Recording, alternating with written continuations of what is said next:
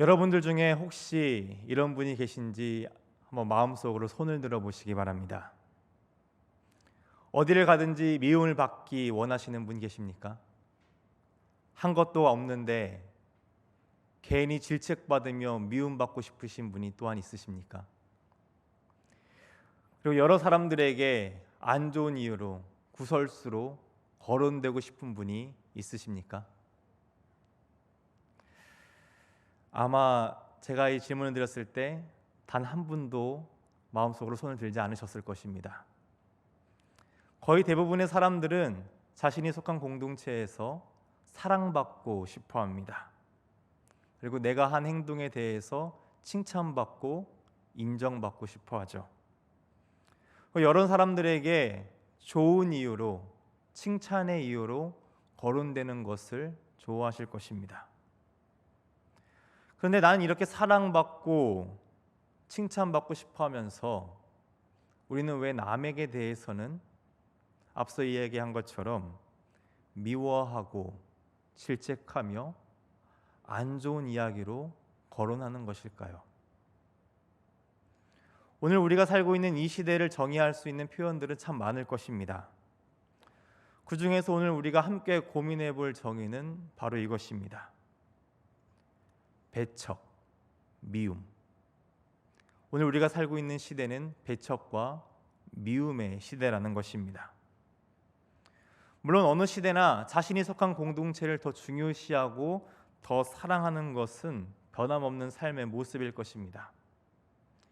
자신이 속한 공동체를 보호하기 위해, 그리고 자신이 속한 공동체의 분열을 막기 위해 타자에게, 다른 공동체에게 공공의 화살, 적의를 보이는 것은 매우 효과적인 방법입니다.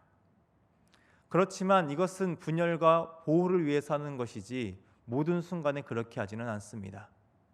대부분 다른 공동체를 배척하기보다는 포용하고 함께하는 가치를 무시하지는 않았습니다. 그런데 지금은 어떠한가요? 포용과 배려라는 단어가 가진 그 가치가 무색해진 시대 같습니다. 자신이 속한 공동체가 아니라면 아주 적대적인 분노를 표합니다. 정말 말로 표현하기도 어려운 그런 혐오의 표현들을 서슴없이 내뱉습니다. 특별히 청년들이 살아가고 있는 온라인 상황 속에서 그 글들을 보면 참 눈살 찌푸리는 글들이 많습니다. 어떻게 이렇게까지 상대방에 대해서 모욕적이며 비난적이고 원색적인 표현들로 미워하고 혐오를 표현할 수 있을까? 지금 이 시대는 함께라는 가치보다는 이기주의가 참 당연시되는 시대를 살아가는 것만 같습니다. 이런 안타까운 상황 속에서 교회의 모습은 어떠할까요? 한때 인터넷에서 아이러니한 사진이라고 올라온 사진이 하나 있었습니다. 그 사진의 제목은 이러했습니다. 열린 교회 문 닫힘. 열린 교회라는 이름을 가진 교회의 문이 굳게 닫혀진 사진을 올린 것입니다.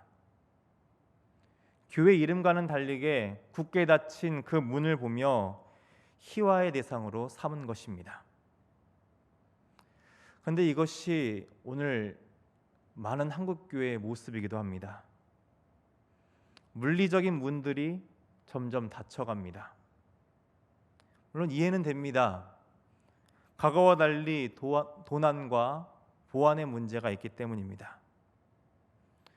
그러나 저희 어렸을 때를 생각하면 참 안타깝기만 합니다. 참 쉽게 교회에 갔던 것 같습니다. 교회의 문을 열면 그 문이 항상 열려 있었습니다. 본당 문을 열고 들어가 가끔은 어린아이였기 때문에 뛰놀기도 하며 기도도 하고 그렇게 참 행복했던 기억이 교회 가운데 있었습니다. 그런데 지금은 문들이 점점 닫히고 있습니다. 물리적인 문만은 아닐 것입니다. 마음의 문 또한 닫혀가고 있죠.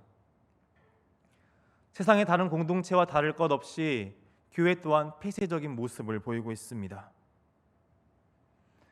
오늘 말씀 속에서 선포하신 하나님의 그런 모습과는 다른 반대의 모습을 우리는 따라가는 것만 같습니다. 우리가 사랑하고 우리가 닮아가야 될 하나님의 모습은 어떻습니까? 오늘 본문 17절의 말씀을 보겠습니다. 너희 하나님 여호와는 신 가운데 신이시며 주 가운데 주시요 크고 능하시며 두려우신 하나님이시라. 사람을 외모로 보지 아니하시며 뇌물을 받지 아니하시고. 뒷부분을 보면 우리 하나님에 대해서 이렇게 이야기합니다. 사람을 외모로 보지 아니하시고 뇌물을 받지 아니하시는 하나님. 우리는 그 하나님의 모습을 얼마나 닮아가고 있습니까? 마음의 문을 닫고 편애와 치우친 잣대를 가지고 타자를 대하는 것이 어느새 우리 교회의 모습이 되었습니다. 세상 또한 우리를 그렇게 평가하죠. 위선적이다. 사랑을 말하지만 사랑이 없다. 교회는 세상의 기대와 소망이었습니다. 그런데 지금은 그렇지 않죠. 세상을 따라가다 보니 어느새 세상이 기대하지 않는 공동체가 되어버렸습니다. 이 모습 그대로 두어서는 안 됩니다. 더 이상 기대가 없는 공동체로 남아서는 안 됩니다. 다시 하나님께서 이 땅에 교회를 세우셨던 것 같이 하나님의 기대와 소망을 전하는 공동체로서 회복을 해야 된다는 것입니다. 그렇다면 여러분, 누구를 받아들이기 쉽습니까? 사랑하는 사람, 호감이 가는 사람은 참 쉽게 받아들일 것입니다. 그렇다면 누구를 미워하고 배척하기 쉬울까요? 많은 이유가 있겠지만 확실한 것, 원수는 확실하게 미워하고 배척할 것입니다. 확실한 나의 적이죠. 나를 미워하는 사람, 나를 적대시하는 사람을 미워하는 것은 일상적인 사람의 마음일 것입니다. 반면에 내가 한 사람을 미워한다더라도 내가 미워하는 그 사람이 계속해서 반복적으로 나에게 호감을 표하고 사랑의 모습으로 다가온다면 그 닫혔던 문이 계속해서 조금씩은 녹아질 것입니다. 그래, 이번 한 번만이라도 라고 생각하며 마음의 문을 조금씩 열어갈지도 모르죠. 그렇게 원수되었던, 미움을 표현했던 우리에게 사랑을 베푸신 분이 계십니다. 하나님이시죠. 성경을 보면 변함없이 사랑으로 우리에게 다가오는 하나님의 모습을 발견할 수 있습니다. 성경은 우리 사람의 모습에 대해서 이렇게 평가합니다. 골로새서 1장 21절의 말씀입니다. 전에 악한 행실로 멀리 떠나 마음으로 원수되었던 너희를. 그러니까 우리를 이렇게 평가하고 있죠. 악을 따르며 하나님을 멀리 떠난 존재, 마음으로 하나님과 원수되었던 존재를 우리 사람이라고 이야기합니다. 그런 우리 사람이었습니다. 악을 행한다는 것, 거룩하신 하나님과 반대되는 위치에 있었다는 것이죠. 항상 마음으로 원수된 우리였는데 그런 우리를 하나님께서 어떻게 대하십니까? 이어지는 골로새서 1장 22절의 말씀입니다. 이제는 그의 육체의 죽음으로 말미암아 화목하게 하사 너희를 거룩하고 흠없고 책망할 것이 없는 자로 그 앞에 세우고자 하셨으니. 그리스도께서 십자가에서 죽으심으로 말미암아 하나님과 화목하게 되었습니다. 우리를 거룩하고 흠이 없고 책망할 것 없는 사람으로 하나님 앞에 서게 하셨습니다. 그런 큰 은혜를 받게 되었죠. 어떤 우리가요? 원수였던 우리가 말입니다. 또 성경은 많은 이방인들을 어떻게 이야기하고 있나요? 하나님의 백성이 아닌, 언약의 백성이 아닌 이방인들에 대해서 성경은 이렇게 이야기합니다. 에베소서 2장 12절의 말씀입니다. 그때 너희는 그리스도 밖에 있었고 이스라엘 나라의 밖의 사람이라. 약속의 언약들에 대하여는 외인이요 세상에서 소망이 없고 하나님도 없는 자이더니 그리스도와 상관이 없는 자, 이스라엘 공동체가 아닌 자, 즉 약속, 언약 밖에 있던 자라고 이야기합니다. 세상에서 아무 소망 없이 그렇게 하나님 없이 살던 이들, 앞서 표현한 걸로 표현하자면 원수의 모습으로 살아갔던 자들을 그렇게 이야기합니다. 그런데 어떻게 되었습니까? 그 원수된 외인이요 이방인이요 약속 밖에 있던 우리들이 어떤 은혜를 입게 되었습니까? 죄인이었던 인간이 하나님과 화해하게 되었습니다. 언약의 백성이 아닌 이방인들이 그리스도의 보혈로 하나님 안에서 하나가 되었습니다. 선진국의 그 이런 이민 정책과 달리 뛰어난 업적이 있고 박사 학위가 있기 때문에 시민권을 얻은 것이 아닙니다. 우리가 무엇인가 잘해서 얻은 것이 아니라는 것이죠. 그저 하나님의 무한하신 사랑으로 말미암아 값없이 거저 하나님과 하나가 되었습니다. 성경을 보면 이런 하나님의 사랑이 반복되어서 표현됩니다. 오늘 말씀을 주신 그 이스라엘 공동체도 마찬가지죠. 19절의 말씀을 보면 이스라엘 공동체의 이전 모습이 언급됩니다. 너희는 나그네를 사랑하라. 전에 너희도 애굽 땅에서 나그네 되었음이니라. 지금 이들에 대해서 애굽 땅에서 나그네 되었던 자라고 완곡한 표현을 하고 있습니다.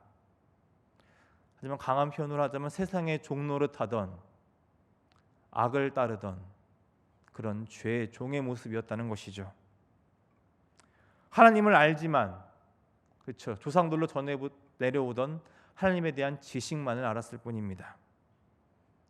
그들의 삶의 자리는 너무나 바빴기 때문에 세상의 가치를 쫓기 바빴습니다. 그리고 하나님은 그저 원망의 대상이었죠. 우리들의 신이었다면 우리들을 이런 어려운 삶의 자리에 두어서는 안 되는 것이 아니냐, 그렇게 원망을 쏟아놓을 대상이었습니다. 그렇게 세상의 가치를 우선시하며 세상을 따르던 삶의 모습이 이스라엘 공동체의 모습이었습니다. 그런 그들이 무엇인가 잘해왔기 때문에 구원해 주신 것이 아니죠. 그저 신실하신 하나님의 약속에 따라, 오늘 본문 앞절의 말씀에 따르면 조상에게 하신 그 약속에 따라 하나님의 백성으로 택함 받고 그 은혜를 말미암아 구원을 얻은 것입니다. 사사기의 말씀을 보면 계속해서 반역하는 이스라엘의 모습이 나옵니다. 하나님께서는 반복해서 사랑을 표현하시지만 이들은 계속해서 반역합니다. 원수처럼 지냅니다. 하나님과 원수처럼 지내는 것이 더 익숙한 이스라엘의 모습이 나옵니다. 그런 반복 속에서 하나님은 포기할 만도 하실 텐데 단 한 번도 포기하지 않으십니다. 사랑으로 그들을 회복하시기 위해 끊임없이 자신의 사람을 보내십니다. 끝까지 사랑으로 품으십니다. 이스라엘 공동체에게만 그렇게 하신 것이 아니었죠. 오늘 말씀에서도 하나님께서는 이렇게 말씀하십니다. 나그네를 사랑하라. 이 말씀에서 언급된 나그네는 출애굽 당시 이스라엘 공동체 내에 있었던 이방인들을 뜻합니다. 이스라엘의 표현으로 하자면 할례받지 못한 자들이죠. 외인들, 약속 밖에 있던 자들입니다. 그들은 공동체 내에서 확연한 차이를 드러냈을 것입니다. 그렇기 때문에 사형경을 끼고 보기 좋으며 배척하기 쉬운 대상이었을 것입니다. 오늘 우리도 그렇지 않습니까? 나와 피부색이 다르다면, 말투와 행동이 다르다면 쉽게 판단 내리고 배척하기 일쑤입니다. 그러나 하나님께서는 어떻게 말씀하십니까? 그렇게 하지 말라고 하십니다. 너희들도 애굽 땅에서 나그네로 살았지만 지금 어떤 은혜를 입었는지 돌이켜보라는 것이죠. 이웃의 대상은 내 공동체라는 바운더리, 그 경계 내에 있는 사람들만을 뜻하는 것이 아닙니다. 이를 넘어서는 공동체 밖에 있는 사람들도 포함한 개념입니다. 이런 하나님의 사랑 덕분에 원래라면 이 하나님의 약속의 공동체 밖에 있었던 우리지만 그 다시 약속의 공동체로 포함되며 하나님의 자녀로 이 큰 사랑을 누리게 되는 은혜를 입게 되었습니다. 약속 밖에 있었던 공동체인 우리가 그리스도의 보혈로 하나님과 가까워지게 되었다는 것입니다. 복음서의 말씀이 그 절정입니다. 우리를 사랑하시기 위해 주님께서 직접 성육신하십니다. 가장 낮은 곳으로, 배척당하는 곳으로 그렇게 끊임없이 화해의 자리로 나아가신 예수님의 모습이 복음서에 기록되어 있습니다. 우리의 합병이신 주님께서는 애면받는 자들에게 나아가셨습니다.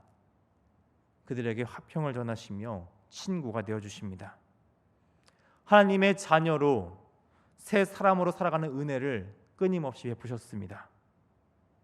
그 은혜로 말미암아 죄로 인해 죽었던 우리가 참된 생명 안에서 살아가는 자로 변하게 되었습니다. 사랑은 그런 변화에 힘이 있다는 것입니다.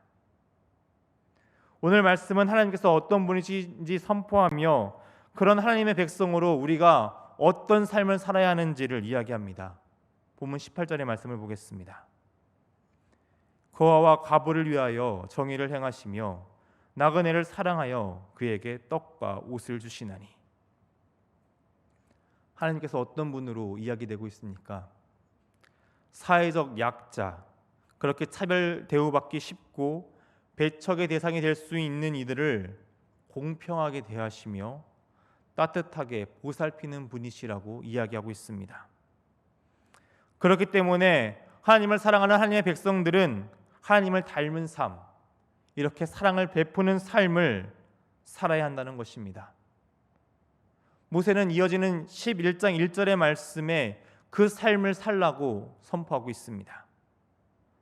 그런즉 내 하나님 여호와를 사랑하여 그가 주신 책무와 법도와 규례와 명령을 항상 지키라. 하나님의 백성이기에 하나님을 사랑하며 하나님 백성답게 살아가라는 것입니다. 항상 지키라는 것, 말 그대로 이 땅에서 삶을 사는 모든 그 시간 속에서 하나님의 말씀, 하나님의 뜻, 하나님을 닮아가는 삶을 변함없이 살아가야 된다는 것입니다. 언제나 변함없이 사랑의 삶을 살아야 한다는 것이죠. 왜 한국교회가 기대를 잃어버린 공동체가 되어버렸습니까? 사랑의 공동체라고 불리는 교회가 사랑의 삶을 잃었기 때문입니다. 공동체 내에서는 사랑합니다. 그 누구보다 사랑하고 하나 되려고 합니다. 그러나 공동체 밖에 대해서는 어떻게 행동하고 있습니까? 그들을 사랑하려는 삶을 어느새 내려놓기 시작했습니다. 밖을 향해 손을 내밀어야 되는데, 하나님의 사랑을 계속해서 전해야 되는데 자꾸 팔이 안으로 굽어가기 시작했다는 것입니다. 세상 밖으로 나아가야 될 하나님의 사랑의 방향이 자꾸 교회 안에 고이게 되었습니다. 오늘 우리는 어떠한가요? 밖으로 내미는 손보다 안으로 굽을 때가 더 많지는 않나요? 이해는 됩니다. 밖으로 손을 내밀지 않는 것은 아니기 때문이죠. 한국교회 정말 열심히 밖으로 손을 내밀었습니다. 돕기 위해, 하나님의 사랑을 전하기 위해, 복음을 증거하기 위해 끊임없이 손을 내밀었습니다. 계속해서 말씀대로 밖을 향해 나아갔습니다. 그런데 세상의 반응은 어떠했습니까? 차가웠죠. 날선 모습으로 우리를 대했습니다. 제가 다녔던 대학교의 메인 광장에는 점심시간 때마다 찬양이 울려 퍼졌습니다. 기독교 학교가 아니었습니다. 국립대였습니다. 그런데 그 광장에 찬양이 울려 퍼졌습니다. 기독교 선교 동아리들끼리 연합하여 함께 찬양하며 기쁨의 모습을 통해 복음을 증거하는 일을 감당했기 때문입니다. 그저 주님이 주시는 기쁨을 나누며 이 대학 공동체가 하나님의 사랑으로 화목하게 되길 바라며 그렇게 축복하며 찬양 사역을 감당했습니다. 그 찬양의 삶으로 복음을 증거했던 것이죠. 졸업하고 몇 해가 지난 뒤 다시 그 광장을 지나게 되었습니다. 그런데 조용했습니다. 그래서 사람들이 지나가는 소음만 가득했습니다. 며칠이 지나도 이때쯤이면 찬양이 울려 퍼질 때가 되었는데 라고 생각하던 그때가 되어도 조용했습니다. 그 이유는 그때 당선된 총학생회가 내건 공약 때문이었습니다. 그들은 공약 가운데 이 한 가지를 공약으로 내세웠습니다. 캠퍼스 내 전도 금지. 그들은 이 공약을 지키며 선교 동아리의 찬양을 금지했던 것입니다. 그것조차 불편했던 것이죠. 어디 이뿐이겠습니까? 복음을 전하는 그곳에서, 복음의 삶을 살아내는 그곳에서 우리들은 거절과 배척을 당하는 것이 일상이었습니다. 복음을 전하는 것이 참 어렵게 되었습니다. 지금은 더욱 그렇죠. 우리의 다음 세대들이 그리스도인으로서 살아내는 것이 갈수록 더 어려울 것입니다. 복음을 따라 살아가는 그 삶을 드러내는 것이 어려운 시대는 앞으로 더욱 심하게 될 것입니다. 그러니 상처받을 것입니다. 미움받는 것, 거절당하는 것, 어쩌다 한두 번은 괜찮지만 매번 그러면 어떻습니까? 큰 상처가 됩니다. 그러다 보니 어느새 우리끼리 뭉치게 되었는지도 모르겠습니다. 서로 받은 상처를 보듬으며 그렇게 우리끼리 사랑하게 된 것이지요. 그런데 여러분, 주님의 삶에 기록된 복음서를 보면 주님의 모습은 어떠했습니까? 지난 2월 한 달간 우리는 요한복음의 말씀을 묵상했습니다. 그 요한복음의 시작을 보면 이런 말씀이 나옵니다. 요한복음 1장 11절의 말씀입니다. 자기 땅에 오매 자기 백성이 영접하지 아니하였으나. 우리 주님께서는 배척당하는 삶, 이렇게 거부당하는 삶을 사셨습니다. 예수님의 고향 사람들을 비롯해 심지어 주의 형제들마저도 예수님을 믿지 아니하였죠. 죽이려고 합니다. 그리고 끝까지 사랑했던, 주님께서 사랑을 보이셨던 그 제자들마저도 주님을 거절하며 배반하는 자리에 나아갑니다. 이사야서에서 예언한 그 말씀과 같이 말입니다. 이사야서 53장 3절의 말씀입니다. 그는 멸시를 받아 사람들에게 버림받았으며 강고를 많이 겪었으며 질고를 아는 자라. 마치 사람들이 그에게서 얼굴을 가리는 것 같이 멸시를 당하였고 우리도 그를 귀히 여기지 아니하였도다. 이렇게 세상에서 멸시를 당하고 그런 모습을 따라 주님을 귀히 여겨야 될 우리마저도 덩달아 주님을 귀히 여기지 않는 그런 순간을 주님께서는 경험하셨습니다.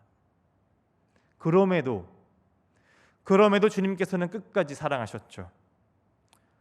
성경 속에 서서 하나님도 마찬가지셨습니다.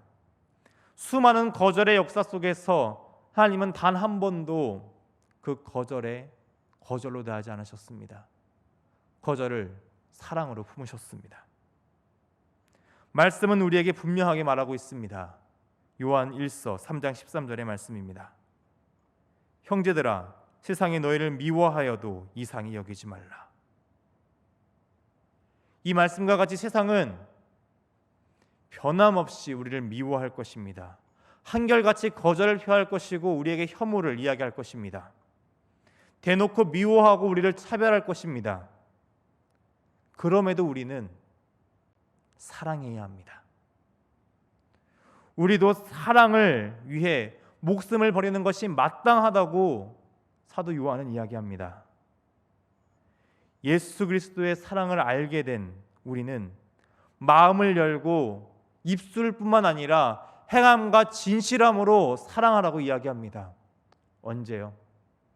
세상이 우리를 미워할 때도 말입니다. 오늘 우리는 예수님의 모습과 같이 끝까지 사랑하는 자가 되어야 됩니다. 거절당할지라도 계속해서 손을 내밀어야 됩니다.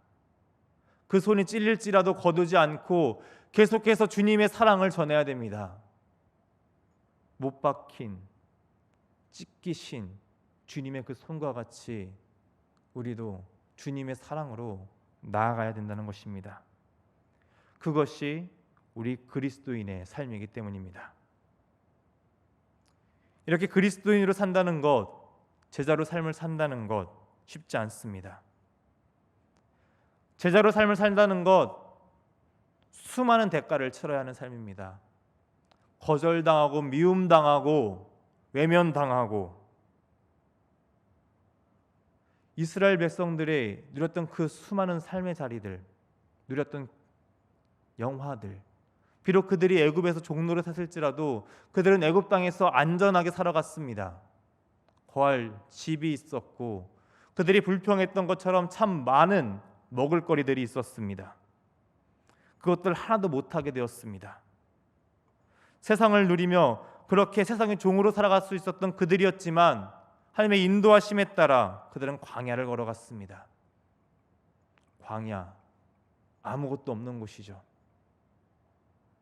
그 거칠은 곳을 그들은 가야만 했습니다. 하나님의 인도하심을 따라가지만 그들의 삶은 불안했을 것입니다. 도대체 오늘은 어디까지 가며 우리가 가는 길의 방향은 어디인가? 불안하면서도 그들은 하나님의 인도하심을 따라 나아갔습니다. 그 광야 학교를 통해 그들은 하나님의 백성으로서 어떻게 살아가는지를 배우게 되었습니다. 그러면서 점차 하나님의 백성으로 변하게 되었지요. 하나님의 백성이 되지 않는 삶, 그 삶은 지금은 마냥 괜찮은 것처럼 보일지 모르겠습니다. 그러나 그 결국은 죽음의 삶입니다. 더 치명적인 것, 그것을 대가로 내놓아야 된다는 것입니다. 사랑의 삶은 손해보는 것 같고 많은 대가를 치르는 삶 같아 보입니다. 아니, 실제로도 사랑하기 위해서는 많은 것을 포기해야 됩니다. 그 세상에 날선 가시를 품어야 합니다. 오늘도 우리는 세상에서 피를 흘릴 것이고 계속해서 상처투성이가 될지도 모릅니다. 그런 삶이기에 사랑의 삶은 용기가 필요합니다. 특히 지금 이 시대 속에서 그리스도인으로서 사랑의 삶을 살기 위해서는 더 큰 용기가 필요할 것입니다. 그런데 앞서 그 이사야서의 말씀과 같이 주님께서는 그것을 이미 다 겪으셨죠. 그 마음을 아신다고 이야기하십니다. 그래서 우리의 힘과 능력을 감당해 주신다는 것이죠. 주님께서 그렇게 사셨습니다. 얼굴에 날아오는 그 침 뱉으심을 감당하십니다. 가시에 찔리십니다. 못 박히십니다. 상처투성이로 그렇게 죽어가셨습니다. 그럼에도 끝까지 사랑을, 용서를 구하셨습니다. 끝까지 사랑하시며 상처투성이가 되시면서까지도 나아가시던 주님의 그 사랑으로 인해 주님의 그 보혈로 말미암아 많은 이들이 참된 생명을 누리게 되었죠. 그 사랑을 경험했기에, 그 사랑을 누렸기에, 그리고 그 상처투성이가 되더라도 그 마음을 알아주는 주님이 계시기에 제자들은 그 사랑의 삶들을 감당했습니다. 사도행전 3장을 보면 성전 미문으로 나아가는 베드로와 요한이 나옵니다. 그때 사람들, 예루살렘에 있던 유대인들은 이 둘을 어떻게 생각했을까요? 앞선 2장의 말씀과 같이 복음을 들으며 돌이키는 자들도 있었을 것입니다. 그러나 사도행전 4장의 말씀과 같이 그들을 증오하는 이들도 그 자리에 함께 있었을 것입니다. 베드로가 설교하기 이전 대부분 예루살렘에 있었던 그 유대인들의 모습은 사장의 모습과 같이 미워하고 싫어하는 모습들이 대부분이었을 것입니다. 그러나 베드로는 그 미움의 자리에 섭니다. 따가운 눈총을 감당하죠. 어디 바울이 회심하기 이전과 같이 열심히 있었던 자들, 유대교에 열심히 있었던 자들이 그 자리에 있었더라면 베드로를 향해 돌을 던졌을지도 모르겠습니다. 죽이려고 했을지도 모르겠죠. 그렇게 목숨이 위험한 자리임에도 불구하고, 미움받는 자리임에도 불구하고 베드로는 그 자리에 서서 복음을 증거합니다. 왜요? 그는 주님의 사랑을 그의 삶의 자리에서 정말 치열하게 부딪히며 경험했기 때문입니다. 그 사랑이 베드로를 살렸고 또한 사랑의 사람으로 살게 합니다.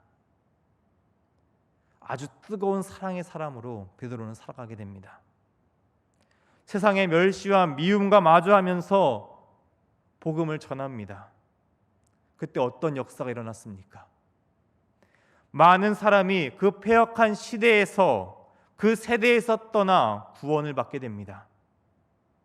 복음의 씨앗으로서 피를 흘리고 세상에 찢기고 상처받았을 때 그 하나님의 사랑이, 주님의 사랑이 흘러가 많은 이들이 그 사랑받는 자리로, 그 사랑받는 사람으로, 그리고 사랑을 전하는 사람으로 바뀌게 되었다는 것입니다. 그렇게 제자들은 믿음을 가지고, 복음을 가지고 세상 밖으로 나아갔습니다. 세상 밖으로 나아가 자신을 미워하는 그들을 하나님 안으로 초대합니다. 그럴 때 부흥이 일어났습니다. 밖으로 그 발걸음을 옮기며 하나님의 뜻대로 복음을 전했을 때 불신하며 배척했던 그 세대가 변하여 구원받은 이들로 바뀌게 되었습니다. 이들이 사랑의 삶을 살아냈을 때 그 세대가 변하게 되었다는 것입니다. 사도행전 1장 15절을 보면 약 120명의 사람이 주님의 그 약속을 붙잡고 기도하며 주님의 뜻을 따랐다고 기록하고 있습니다. 겨우 120명이었습니다. 그런데 계속해서 몇천 명이 회심하고 주님께 돌아오며 많은 곳에 교회가 세워지고 주님을 따르던 이들이 많아졌다고 기록합니다. 이들이 그렇게 전할 수 있었던 이유, 능력, 오순절 성령 사건의 이유입니다. 성령님이 그들과 함께 하시자 그들은 사랑을 전하는 일에 온 힘을 다했습니다. 그렇게 자신들을 배척하고 미워했던 이들에게 복음을 전합니다. 쉽지 않았겠죠. 어려웠을 것입니다. 거절당하고 사회적으로 소외당하면서도 그들은 복음을 전하는 일에 최선을 다했습니다. 그들이 그렇게 복음을 전했던 그곳, 주님을 못 박았던, 주님을 십자가에 못 박으라고 외쳤던 그 성 예루살렘이었습니다. 차라리 화를 내고 부딪히고 싶은 상황도 많았을 것입니다. 그럼에도 그들은 그러지 아니하고 사랑으로 품었습니다. 가장 값진 선물인 복음을 전하며 자신을 거절하는 이들을 품었습니다. 그럴 때 어떤 일이 일어납니까? 사도행전 6장 7절의 말씀을 보겠습니다. 하나님의 말씀이 점점 왕성하여 예루살렘에 있는 제자의 수가 더 심히 많아지고 허다한 제사장의 무리도 이 도에 복종하니라. 주님을 배척했던 도시 예루살렘에서 제자의 수가 많아졌다고 이야기합니다. 심지어 제사장들 중에서도 믿음에 순종하는 이들이 많아졌다고 기록합니다. 사랑할 때, 사랑을 베풀고 그들을 품을 때 변화가 찾아왔다는 것입니다. 미움이 변하게 되고 그곳 가운데 참된 생명이 흘러가게 됩니다. 앞서 이야기했듯이 이들이 이렇게까지 사랑할 수 있었던 이유는 성령 하나님께서 그들과 함께 하셨기 때문입니다. 그들 각 사람에게 임하셔서 성령으로 충만케 하셨습니다.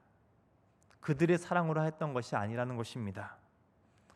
그들은 그저 말씀에 순종하며 자신을 말씀에 내던졌습니다. 그 내던진 곳자리에 하나님께서 임하셨습니다. 하나님의 사랑으로 그들을 채우셨고 그들을 사랑의 통로로 사용하셔서 그곳을 사랑의 자리로 변하게 하셨습니다. 하나님의 사랑으로 원수마저도 자신이 그렇게 사랑했던 예수님을 못 박은 그들마저도 사랑하게 되었던 것입니다. 그러니 오늘 우리가 할 것은 순종이라는 것입니다. 말씀대로 살기 위해 우리의 모든 것을 다 내어드릴 용기가 필요합니다. 그럴 때 주님께서 원하시고 바라시는 사랑의 삶을 살 수 있습니다. 오늘 말씀의 마지막은 이렇게 끝이 납니다. 본문 22절의 말씀입니다. 애굽에서 내려간 내 조상들이 겨우 70인이었으나 이제는 내 하나님 여호와께서 너를 하늘의 별같이 많게 하셨느니라. 하나님께서 창세기 15장에서 아브라함에게 하신 그 약속의 말씀이 성취되었음을 이 말씀을 통해 전하십니다. 하나님께서 그렇게 하셨다는 것이죠. 하늘의 별과 같은 복을 이들이 누리게 하셨다는 것입니다. 하나님의 백성으로 부르셨고 하나님의 백성으로 살아갈 수 있도록 가르치시며 그 능력을 더하시는 일에 하나님께서 온 힘을 다하셨다는 것입니다. 오늘 우리를 이렇게 하나님께서 부르고 계십니다. 사랑을 베푸는 삶을 살라고 오늘 우리를 부르십니다. 우리가 값없이 받은 이 사랑을 전하는 자로 우리를 부르셨습니다. 배척의 시대를 살아가면서 사랑을 전한다는 것 쉽지 않을 것입니다. 그러나 오늘 우리가 살아내야 할 삶입니다. 우리가 살아야 할 이 삶 쉽지 않은 삶입니다. 십자가의 삶이죠. 결단이 필요하면 용기가 필요한 삶입니다. 그러니 여러분,